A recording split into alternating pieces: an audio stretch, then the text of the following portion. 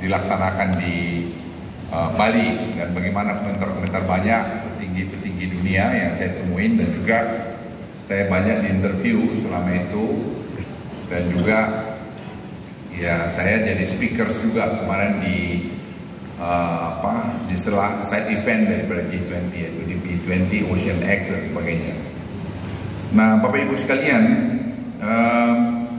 Indonesia itu ketahanan ekonominya saya kira sudah ditunjukkan cukup bagus dan diakui oleh dunia.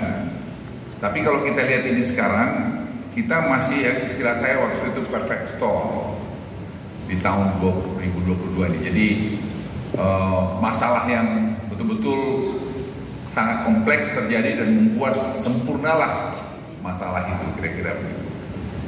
Nah, kalau kita lihat ini COVID-19 saya kira sudah relatif terkendali. Mungkin puncaknya saya nggak tahu apakah ini kemarin di G20 atau masih ada berapa waktu lagi. Kami lihat sih sampai kepada Desember ini masih akan plato nanti. Oleh karena itu saya himbau, ayo kita bervaksin ria, booster. Saya itu udah 5 kali booster vaksin. Ya, booster tuh 3 kali. Tapi saya kena juga. Jadi bukan tidak kena juga, tapi saya kena semua mild. Saya kemarin kena selesai G20, saya 5 hari. Saya tetap olahraga, tidak ada panas, tidak ada pilek, tidak segala macam. Tapi PCR positif. CT-nya 20. Pertama 30, kemudian turun 23, kemudian naik 30, terus kemudian selesai. Jadi booster itu menurut saya jawaban. Ya, kecuali Anda sudah bosan hidup, ya silakan. Tapi kalau masih pengen enak hidup, sudah kita ikutin aja anjuran itu. Jadi saya sudah 5 kali. Kemarin tuh istri saya kena dengan saya. Jadi kita tidak perlu malu cerita ini. Ini eventually semua orang juga akan kena. Ya. Jadi tinggal kalau Anda punya comorbid, ya hati-hatilah. Yang kedua, kalau Anda belum vaksin, ya siap-siaplah. Jadi upayakanlah vaksin. Ya, itu pesan sponsor. Yang kedua, perang di Ukraina ini juga masih masalah yang terus masih mengganggu kita. Kemudian keadaan global juga masih mengganggu kita. Ini saya kira belum selesai. Tapi kalau kita lihat keadaan yang tahun ini tidak baik, kalau slide berikut kita lihat global oil ini, Indonesia makroekonomi itu semua masih bagus. Semua mengatakan data. Jadi kita jangan berdebat tanpa data. Jadi kalau ada pengamat-pengamat yang bicara sama Anda begini, mengonok utang begini, lihat aja datanya gitu. Atau kasih tunjuk datamu. Jadi jangan berbohong, jangan rakyat itu dibohongin. Kita boleh suka tidak suka, tapi data ini nggak boleh kita, ya nggak suka ya harus itu datanya. Gitu. Jadi tadi mengenai ekonomi growth kita masih bagus. Ya, kuartal 3 masih 5,7, kemudian inflation rate kita masih ya 5,7, dan kita berharap ya tahun ini kita kira-kira ya sekitar 5% lah gitu. Dan tahun depan kita lihat nanti slide berikutnya. Kemudian low government debt, jadi utang kita juga dianggap paling rendah. Ini Anda lihat tuh slide-nya di bawah. Jadi kalau orang bilang 7.000 triliun misalnya, roughly gitu. Dari mana hitungnya gitu kan? GDP kita kan naik. Jadi harus lihat adil di situ. Ya, pertumbuhan ekonomi kita kan bagus. Stock index juga saya lihat ini slide ini kan juga bagus. Ini kelihatan ini. Kemudian exchange rate di mana namanya bursa itu juga masih baik. Jadi data-data kita ini semua masih angka-angka yang kuning ini masih bagus. Itu menjadi pegangan Bapak Ibu sekalian, dan kebetulan Bank Permata ini juga performanya bagus. Ya. Tadi Ibu Meli saya tanya, menurut kalian gimana sih gitu? Ya 12%, jadi bagus dari bank BNI, maksudnya paten juga kalian gitu. Jadi kalau ya bank ini, dan juga di shareholder majority-nya adalah Bangkok Bank. Kemudian driven by strong investment performance, itu juga semua bagus. Jadi data-data ini kalau ibu lihat sini, bapak ibu lihat, ini kan GDP ya, persen lihat investment kita dengan GDP. Investment yang warna ini angkanya masih baik nih. GDP kita yang kuning ini kita lihat juga masih baik. Jadi yang salah di mana gitu? Nggak ada. Saya ketemu dengan Presiden World Bank di Bali, David Napaf. Saya ketemu sama Ibu Kristalina, Managing Director dari IMF. Kebetulan teman baik saya, dia puji-puji, dia bilang, Pak Luhut, sekarang ekonomi negara-negara di dunia ini pada porak-poranda, salah satu dari sedikit negara di dunia yang ekonomi bagus cuma Indonesia. Itu pujiannya. Itu fact of life, karena si Kristalina ini is a really good friend of mine. Kami bersahabat, berteman. Buka telepon-teleponan, nanya begini, bilang, saya kalau ada kira-kira kita gini, saya telepon dia, karena salah satu staf dia, si Yong Ri, yang sangat dekat sama saya, profesor di Harvard, itu sekarang jadi gubernur Central Banknya Korea. Jadi kami berteman, jadi teman itu network itu penting. Jadi karena dia ahli Asia, saya selalu tanya dia, bagaimana kau lihat Indonesia? Dan itu menjadi satu acuan buat saya. Kemudian increasing flow foreign direct investment to ASEAN ini, kita masih nomor 2 ini, kalau Anda lihat. Dibandingkan Singapura, ya Singapura karena memang pusatnya dia di situ. Nah kalau lihat ASEAN, Anda lihat begini, Indonesia masih bagus semua. Tadi pagi saya makan sama, tadi siang saya makan sama yang punya CATL, Robin, dan partnernya dia Roy. Market cap-nya kira-kira $200 billion. Wealth-nya dia, si Robin itu $50 billion. Kita makan tadi di Jepang beranak. Jadi dia mau invest di Indonesia. Kenapa kau mau invest di Indonesia? Dia bilang Indonesia tuh very bullish, sangat bagus untuk dimasuki sekarang. Jadi dia mau bangun ekosistem. Sekarang tuh kita tidak bicara bangun pabrik, tapi bangun ekosistem dari satu pabrik, dari satu lithium baterai dan green energy. Dan saya bilang kau bikin, nanti Kamis partnernya si Roy akan kasih presentasi di kantor saya. Bagaimana ekosistem itu? Karena kemarin ketemu presiden, market cap perusahaannya dia ini $200 billion. Jadi orang semacam ini aja sudah datang 3 kali ke Indonesia dalam waktu 1 bulan nih.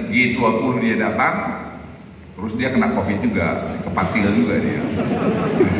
Tapi dia tadi kami ketawa-ketawa, dia bilang, tapi saya sudah selesai itu 1 hari setelah selesai tanggal 17 saya kena juga, saya bilang. Tapi bukan karena saya ya katanya, karena dia kena tanggal 15 apa dia kena. Dia memang kami makan sama dia, makan siang di Bali. Jadi apa yang saya katakan, dia pun sangat berminat. Dia masuk, dan sehari sebelumnya kami groundbreaking dengan HPAL, itu game untuk membuat HPAL bahan baterai lithium itu $4,5 miliar di Vale Sorowako. Dan dari total sampai tahun 2027 itu $34 miliar. Nah, FDI manufacturing sector ini Anda lihat itu naik semua. Ini kita lihat naik, secondary sector, tertiary sector, totalnya semua angka itu naik. Dan kalau Bapak Ibu lihat di sini, FDI value juga naik, FDI growth juga naik, FDI percentage to GDP ini deh, itu kita membesar ini, lihat naik. Jadi semua angka itu positif. Kenapa ini bisa terjadi? Menurut saya pertama leadership, ya leadership Presiden Joko Widodo. Kita untung ada presiden seperti beliau, yang belum saya lihat sampai detik ini konflik of interest. Yang kedua kerja keras. Ya. Yang ketiga membangun timur itu yang bagus. FDI di other sector itu juga membaik. Kalau kan Anda lihat ini semua, Basic metal 10 foreign direct investor contributor ini sektor Q3 yang baru lewat ini semua naik. Paling banyak itu kita sudah mulai masuk kepada value added. Jadi bukan hanya pada commodity base lagi. Yang dulu berpuluh-puluh tahun kita selalu bertumpu pada harga komoditi, tidak lagi. Basic metal Anda lihat ini, yang warna hijau ini, ya, value added billion ini. Mining semua, housing semua juga naik. Jadi kita pada posisi yang menurut saya sangat baik. Ya ada kurang di sini, sana sini pastilah banyak. Tadi pagi saya baru terbang naik heli angkatan darat ke ujung genteng di selatan Sukabumi. Dulu tempat latihan saya waktu saya Kopassus. Situ ada kita buat pertanian oleh angkatan darat kira-kira 1000 hektar. Itu membantu rakyat kita di sana, nanam jagung, nanam cabai, nanam onion, ya bergantian ya tentunya. Dan itu membuat pemerataan ekonomi kita. Jadi sebenarnya pemerintah itu nyentuh sampai situ. Jadi Anda ada bayangin dari pagi saya tadi jam 6.30 dari rumah saya ke helipad kita langsung terbang ke sana. Lihat, saya ingin memastikan bahwa ketahanan pangan itu jalan. Karena inflasi kita terbesar adalah dari pangan. Investment downstream industry juga memboost ekonomi kita. Ini kalau Anda lihat ekspor kita, ya ini juga naik. Iron steel ekspor ini ke dunia realisasinya ini tahun lalu. Ya tahun ini. Tahun lalu itu sekian. Tahun ini kita akan bisa kira-kira hampir 28 naik angkanya. Nah ini berdampak juga kalau kita lihat kemarin ekspor Indonesia tahun lalu selama COVID itu 232 miliar dolar. Tahun ini kita kira-kira hampir 300 miliar, 296 miliar dolar. Jadi Anda bisa bayangin kinerja ekonomi kita itu jalan. Kan kunci di sini ini. Anda lihat. Akibatnya apa? Dulu saya ingat 2015, karena account defisit kita selalu gini.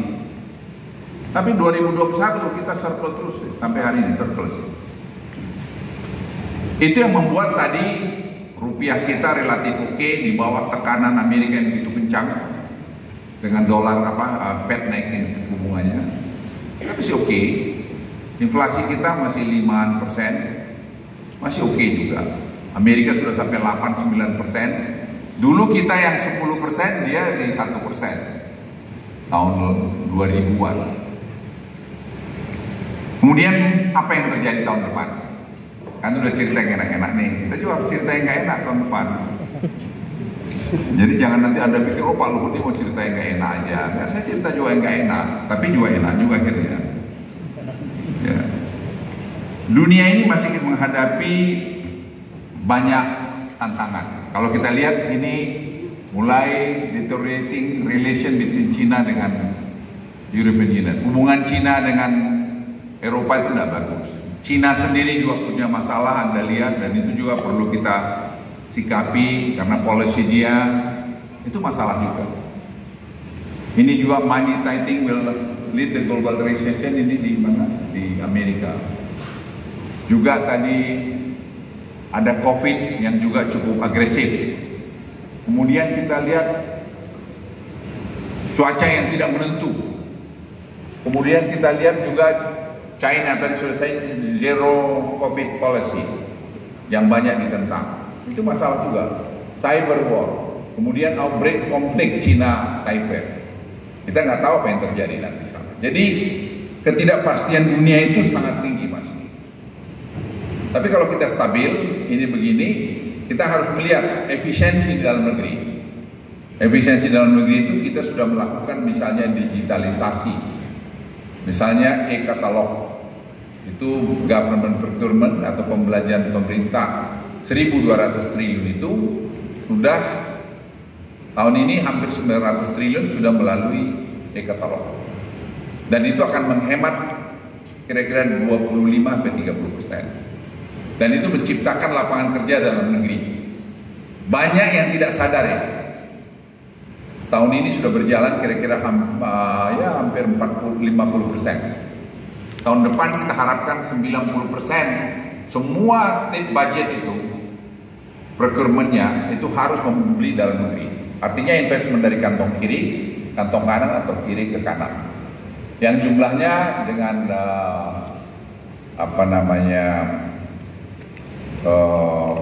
BUMN itu kira-kira 1.600 triliun atau kira-kira 100 miliar dolar. Jadi Anda bisa bayangkan kalau ada 90 miliar dolar per tahun uang pemerintah yang dibelanjakan untuk pengadaan barang tapi semua buatan dalam negeri. Itu kan sama aja dengan investasi dalam negeri setiap tahun.